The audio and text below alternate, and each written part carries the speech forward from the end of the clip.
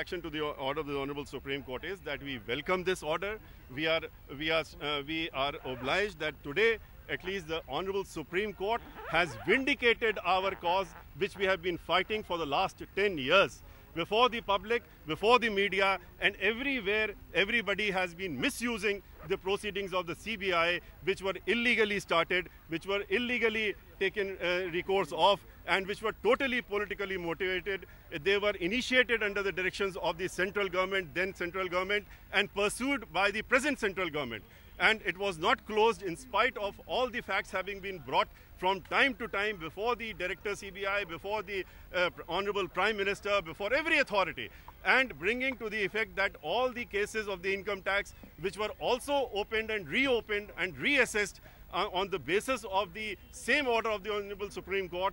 After that, in those cases, right up to the High Court, which is the ultimate and final stage, it has been held that every amount which came into her account, every single naya paisa was found and held to be genuine and bona fide. But in spite of this, they did not withdraw the charge sheet, the FIR, they did not close the case, and ultimately we had to take recourse to the Honorable Supreme Court, because initially we went to the High Court. The High Court said that the FIR itself says it has been lodged under the directions of the Supreme Court, and therefore we cannot interfere. Now today it has been quashed. The Honorable Supreme Court has clearly indicted the CBI by saying that the CBI had exceeded its jurisdiction. It had no power to lodge an FIR under the orders of the Honorable Supreme Court of 18/9/2003. It had misread the order and deliberately misread, and on the basis of that, abusing its power, it had been harassing the leader of the party,